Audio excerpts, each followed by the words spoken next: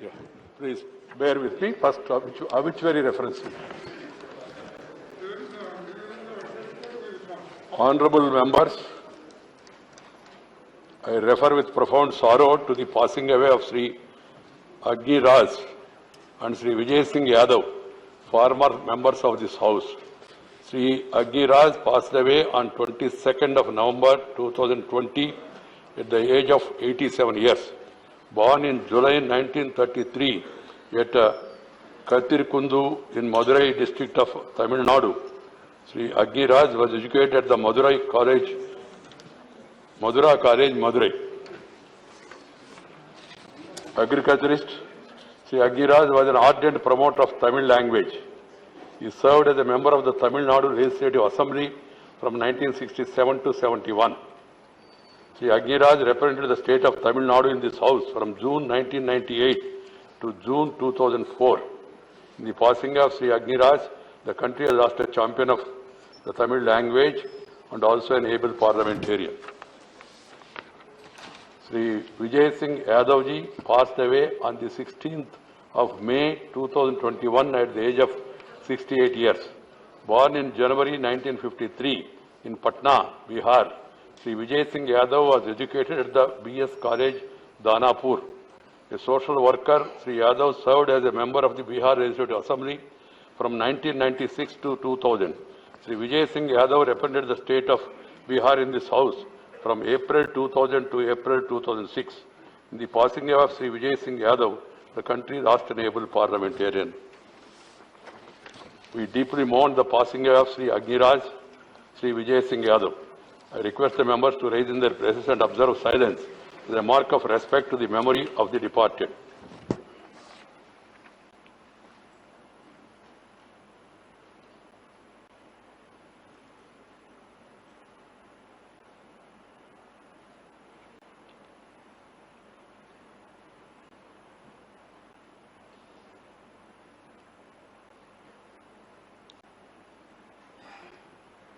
Om Shanti, Shanti, Shanti. Secretary General will convey to the members of the bereaved families our sense of profound sorrow and deep sympathy.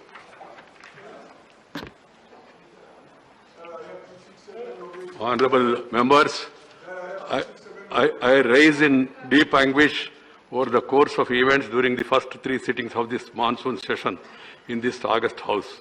I am not able to understand why the House is not being allowed to discharge its responsibility as mandated by the Constitution. It is even more difficult to understand why the people of our country are being denied their due from the highest legislature of our country in the hour of stress.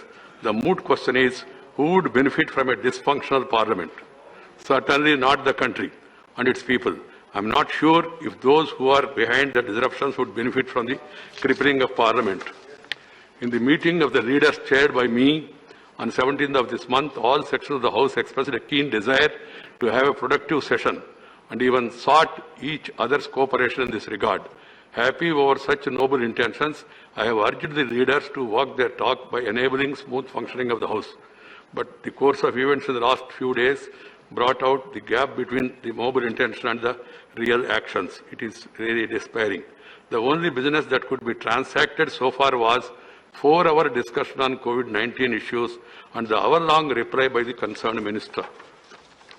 Since the discussion could take place, the leaders and members could place on record their views and concerns over the management of the pandemic, besides highlighting the shortcomings and suggesting a way forward. There lies the beauty of having such a discussion. Why not more of them in this House? The people at large also appreciated the discussion in Rajya Sabha for the COVID subject is concerned and the manner in which honorable members have spoken, most of them that way. The Minister of Information Technology was scheduled to make a statement on Pegasus spyware issue. I made it clear in the BSc meeting yesterday that thereafter members may seek clarification which would have enabled them to address their concerns in the matter. Even if they are not satisfied on that, there was still scope to discuss, because I have already mentioned it, that leaders and the government, they can sit together if there are further issues and then find a way out and then get back to me. Unfortunately, the proceedings of House hit a new low with the papers being snatched from the minister and torn into pieces and thrown into the air. Such actions are in a clear assault of our parliamentary democracy. They do not cover the world's largest democracy. Please, do not cover the world's largest democracy with glory. Please, should be members of parliament be party to degrading the country's standing in the world stage? It was also agreed that BSc meeting yesterday that this August House will take up a detailed discussion on various aspects including country's economy, at least for 4 hours. I have even suggested to the government, please don't sit and then make comments. Please don't test my patience. I am also a human being. I have even suggested to the government and the opposition to sit together and prioritize legislative and other agenda for the remainder of the session. Some opposition leaders have appreciated the session, but to my dismay, these things turn out to be different in the House. The turn of events in the House brings us to the question of what drives the disruption in the Parliament. It is only political grandstanding. I have stressed that on the eve of the session, Parliament is much more than a political institution, given its constitutional mandate. But there seems to be a scant respect for the constitutional sanctity of Parliament. Very, very unfortunate. Honourable members, you are the custodians of our parliamentary democracy. The entire country, including state legislatures, are looking to both the Houses of Parliament for guidance. And this has been really acknowledged by one and all. The parliamentarians speak for the people and states they represent. Disrupting the House is certainly no way of doing justice for which you are all here. I fervently appeal to all sections of the House to enable smooth functioning of the House by raising above the political considerations. If at all there are many disruptions, only that will halt the march of our nation besides letting people down. Honourable members, 3 weeks from now, we will be entering the 75th year of our hard-fought independence. The spirit of its celebration should not be marred by dysfunctional Parliament.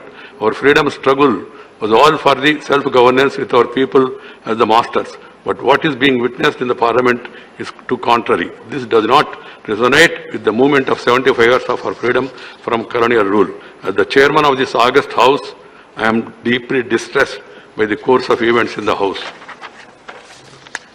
I expect many of you to be equally anguished. If so, we shall find a way out to the present state of affairs. We are anguished and so are the people. Let the Parliament function smoothly and bring shine to the lives of the people.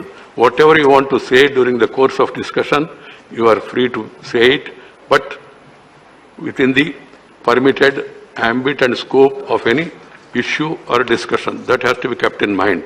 Papers to be laid. There is a procedure, you know, Sukhenji, you have been in the chair also, senior also. So papers to be laid on the table. Sri Muralidharan, Parliament Affairs. Papers first. Respected Chairman, sir, with your permission, on behalf of my colleagues, Sri Som Prakash ji and Sri Kailash Chaudhary ji, I lay on the table of the House the papers listed against their names and serial numbers 1 and 2 respectively in today's revised list of business. Reports of the Department related Parliamentary Standing Committee on Commerce, Sri John Bittas. Acha. Hindi of the Department related Parliamentary Standing Committee on Commerce mentioned against my name in the list of business today. Thank you, Mr. John Bittas. You have understood the spirit of my observation, and even before I sent circular, you have gone to the respective place allotted to you. I appreciate you for this. Report of the Department related Parliamentary Standing Committee on Transport, Tourism and Culture, Sri T.G. Venkatesh. Respected Chairman, sir, I rise to present the 293rd report on status of aviation connectivity in the country, both Hindi and English versions of the Standing Committee on Transport, Tourism and Culture. Thank you, sir. Reports of the Department related Parliamentary Standing Committee on Labour, Sri Vivek Thakur. Sir, I rise to lay the 20th, 21st, 22nd, 23rd and 24th reports, Hindi and English versions of the Standing Committee on Labour as listed against my name in the list of businesses. Reports of the Committee on Welfare of Other Backward Classes, Sri Narayana Koragappa. Sir, I rise to lay on the table 6 report of the Committee on Welfare of Other Backward Classes as listed against my name in the today's list of business. These reports were presented on Honorable Speaker under Direction 71A of the directions by the Speaker Lok Sabha on 13/6/2020 and 25/7/2020. The reports were also placed before the Honorable Chairman Rajya Sabha on 22/6/2020 and 30/7/2020 when the House was not in session. So, thank you, sir. Statement by Minister Sadhvi Niranjan Jyoti. माननीय सभापति महोदय, आज की संशोधित क्रम संख्या 7 पर मेरे ग्रामीण विकास विभाग मंत्रालय की अनुदान मांगों 19-20 के संबंध में विभाग संबंधी ग्रामीण विकास संबंधी संसदीय स्थायी समिति के प्रथम प्रतिवेदन के अंतर्विहित सिफारिशों के कार्यान्वयन की स्थिति के संबंध में एक वक्तव्य सभा पटल पर रखती हूँ। Motion for election to the Coconut Development Board Kochi. Shri Narendra Singh Tomar. माननीय सभापति महोदय, मैं यह प्रस्ताव करता हूं कि नारियल विकास बोर्ड नियम 1981 के नियम 4 के उपनियम 1 के खंड 1 और 2 के साथ पठित नारियल विकास बोर्ड अधिनियम 1979 की संख्या 5 की धारा 4 के उपधारा 4 के खंड अणा के अनुसरण में यह सभा उस रीति से जैसा सभापति निर्देश दें, सभा के सदस्यों में से एक सदस्य को नारियल विकास बोर्ड का सदस्य होने के लिए निर्वाचित कार्रवाई करनी है। Motion moved. Those in favor please say aye. Those against will please say no. I think the ayes have it, the ayes have it, the ayes have it. The motion is adopted. There is still business. I have to inform the members that the Business Advisory Committee on its meeting held on 22nd July 2021 has allotted time for government legislative and other business as follows. Statutory resolution seeking disapproval of the Insolvency Bankrupt Code number 3/2021 promulgated by the President of India on 4th April 2021, admitted in the names of Sri Shakti Singh Gohel, Sri Ramaram Karim, Sri D.V. Sivadasan, Sri Vinay Viswam and Sri M.V. Shreyans Kumar. Consideration passing of the Insolvency and Bankruptcy Code Amendment Bill to replace Ordinance, 3 hours to be discussed together. Then statute resolution seeking disapproval of the Commission of Air Quality Management in National Capital Region, adjoining areas Ordinance 2021, number 4 of 2021, promulgated by the President of India on 13th April 2021, admitted in the names of Shakti Singh Gohel, Sri Ramaram Karim, Dr. V. Sivadasan, Sri Vinay Viswam, Sri M.V. Shreyans Kumar and Derek Overeem. The consideration and passing of the Commission for Air Quality Management in the National Capital Region and adjoining areas Bill 2021 to replace an ordinance. 3 hours to be discussed together. The statute resolution seeking disapproval of the Essential Defence Services Ordinance 2021, number 7 of 2021, promulgated by the President of India, admitted in the names of Sri Ramaram Karim, Sri M. Shanmugam, Dr. V. Sivadasan, Sri Vinay Viswam and Sri M. V. Shreyans Kumar. Consideration and passing of the Essential Defence Service Bill 2021, 3 hours to be discussed together. And then the statute resolution seeking disapproval of Indian Medicines Central Council Amendment Ordinance 2021, number 5 of 2021, promulgated by the President of India on 22nd April 2021, admitting the names of Sri Shakti Singh Gohel, Sri Ramaram Karim, Dr. V. Sivadasan, Vinay Viswam and M. V. Shreyans Kumar. Consideration and passing of the Indian Medicine Central Council Amendment Bill to replace an ordinance, 2 hours to be allotted. Ministry of Parliament Affairs will inform the distribution of time between 7 and 8 and 9 and 10. Statute resolution seeking disapproval of the same. Consideration and passing of the Homeopathy Central Council Amendment Bill to replace the ordinance. Consideration and passing of the Juvenile Justice Care and Protection of Children Amendment Bill 2021 as passed by Lok Sabha, 3 hours. Consideration and passing of the Inland Vessels Bill 2021 after it's passed by Lok Sabha, 2 hours. Consideration and passing of the Coconut Development Board, 1 hour. Consideration and return of the appropriation bills relating to following demands after they are passed by Lok Sabha. Supplementary demands for grants for 2020, 21, 22, demands for excess grants for 17-18, 5 hours to be discussed together. The committee also recommended that the House may sit beyond 6 p.m. and as and when necessary for the transaction of the government, legislative and other business. I have to inform members that letters have been received from Sri K.G. Kenya and Sri Oscar Fernandez for grant of leave of absence on medical ground for entire sitting of the current 254th session of Rajya Sabha. Do they have permission of the House for remaining absent for the period requested by them during the current 254th session of Rajya Sabha? Yes. Permission to remain absent is granted. Statement regarding government business and also the Minister for Parliamentary Affairs.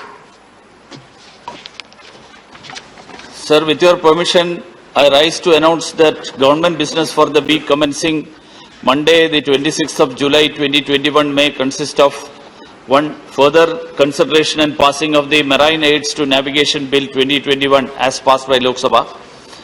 2. Consideration and passing of the Juvenile Justice, Care and Protection of Children Amendment Bill 2021 as passed by Lok Sabha.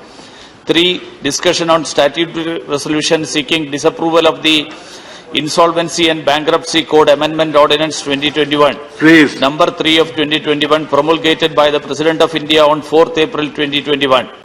And consideration and passing of the Insolvency and Bankruptcy Code Amendment Bill 2021 after it is passed by Lok Sabha. 4. Discussion on statutory resolution seeking disapproval of the Commission for Air Quality Management in National Capital Region and Adjoining Areas Ordinance 2021. Number 4 of 2021 promulgated by the President of India on 13th April 2021 and consideration and passing of the Commission for Air Quality Management in National Capital Region and Adjoining Areas Bill 2021. 5. Discussion on statutory resolution seeking disapproval of the Essential Defence Services Ordinance 2021. Number 7 of 2021 promulgated by the President of India on 30th June 2021 and consideration and passing of the Essential Defence Services Bill 2021 after it is passed by Lok Sabha. 6. Discussion on statutory resolution seeking disapproval of the Indian Medicine Central Council Amendment Ordinance 2021. That's